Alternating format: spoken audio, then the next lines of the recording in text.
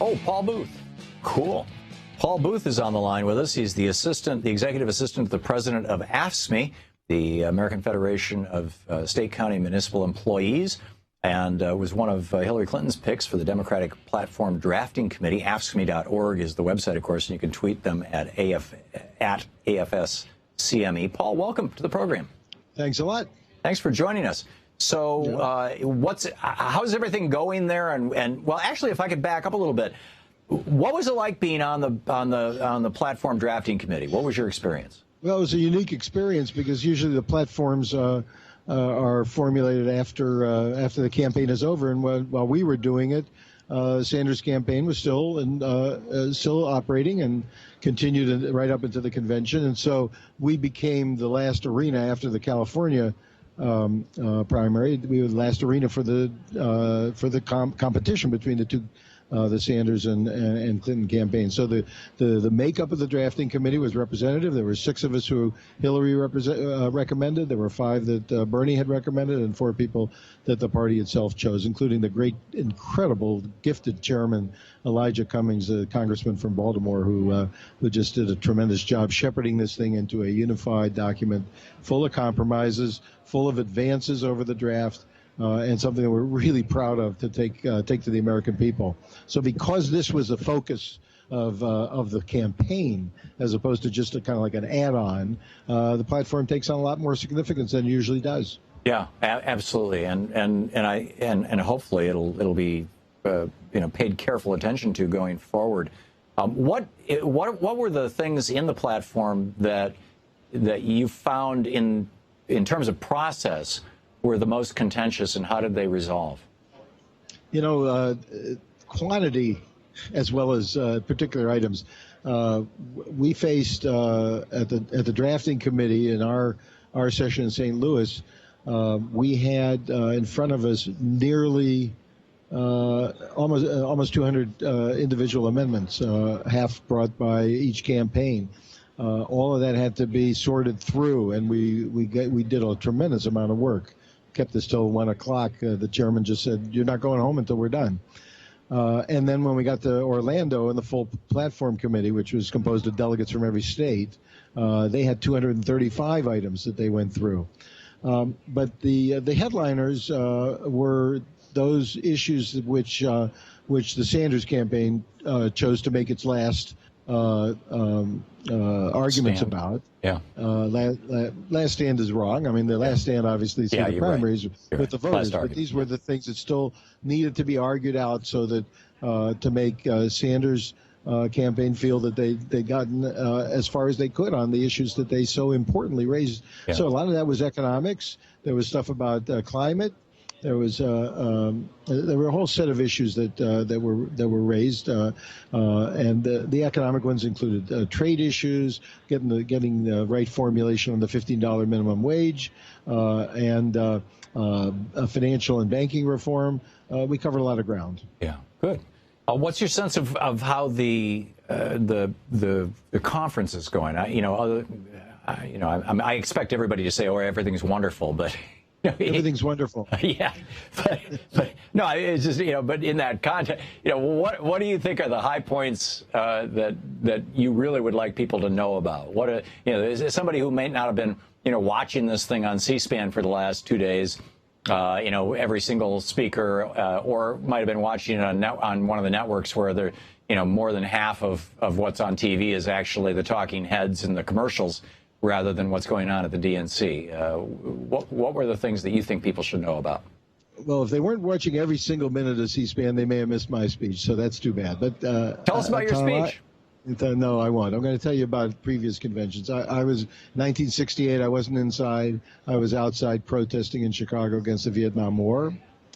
In 1980, I was on the floor yelling my heart out for Ted Kennedy. So I've been involved twice, maybe more than twice, on the insurgent side. Mm-hmm. And so I have a sympathy and sympathetic understanding for where the Sanders people are at. I've been there myself. And what I would say to them, and I would say to others who have been watching it in sympathy with the great things that Senator Sanders stands for and has articulated. In 1968, we sat on our hands, people like me, and did not contribute to the fight to get Hubert Humphrey elected. It was a terrible mistake. Yeah, I didn't even Nixon was vote in elected. '68. Same thing. Well, actually, I was 17 in '68. I couldn't have voted, but it's like everybody I knew was just staying away. I was part of the anti-war movement too. Okay, so let's go to 1980. Senator Kennedy led a tremendous effort in the primaries, running against an incumbent, Jimmy Carter. We went all the way to the convention. We nominated him. He gave a great speech that I'll never forget, and we yelled our hearts out for 25 minutes on the floor, and it never came together. Yeah. And Ronald Reagan was elected president in 1980. And then we're not even talking now about 2000 and the Ralph Nader thing. For progressives to miss that the contest between Hillary Clinton and Donald Trump is a history-making contest, and history can go either way. And it's gone in wrong directions before, and it's gone in the right direction. 1932, all the things that happened because Roosevelt got such a mandate. 1960, all the things that happened because Kennedy and Johnson got such a mandate. That's when America made big progress. America can do it again, but it can also go downhill if Donald Trump is elected. And I don't want to have to, and I will not face my grandchildren and my children if Donald Trump is elected and say I didn't do every damn thing I could to avoid that. Well, you might not even be able to. I mean, you're the executive assistant to the president of a labor union, for God's sake. If Donald Trump is elected, they may just put you in jail. I mean, it's like, and in fact, I think this is one of the big issues, frankly, is in my opinion, is card check, the ability and its various forms. The ability to make it easier to unionize, and again, rolling back Reaganism, bringing back unions into the public space or into the private space rather. What's the state of the labor union, the labor movement right now? Well, labor movement's on the brink of a resurgence. We've led the campaign to raise the wages of low-wage workers, the fight for 15, all those restaurant workers who've taken the risk and gone out on strike. They've put this on the agenda, and it's now in various states we're starting to see this enacted into law. And the fight for 15 is actually the fight for 15 in a union. Yeah. And that's the way we're carrying it out. But it's not just low-wage workers. Workers, the condition of American working people across the board has been stagnation in wages. But what's so significant about, and I'll take some credit here for the platform, what's so significant about where the Democrats are today, and what we're saying to the American people in this election is that we're willing to have a bottom-up and a middle-out approach to economics instead of top-down, trickle-down that's been ruling America for the last 40 years. That it's raising wages, putting dollars in the pockets of hardworking people is the way to energize the whole economy, because then they have buying power, and buying power results in other kinds of jobs as well. That has not been forthrightly the platform of Democrats before, and it is now, and that allows us to have a sharp contrast with Donald Trump and with the Republicans. Not only have the Republican Party in the past been, advocates of a selfish economic philosophy that helped the rich and helped the rich do so well over the last decades. Now they've got a candidate himself who is fundamentally a greedy person who had every opportunity in his life when he had to choose between what was good for his pocket and what was good for the people who had worked and served him. He always shafted the workers and made it off like himself. And he's continuing to. He's fighting a union vote in his own hotel in Vegas, if my information is correct. And those are your people, aren't they? Because I was there last Wednesday.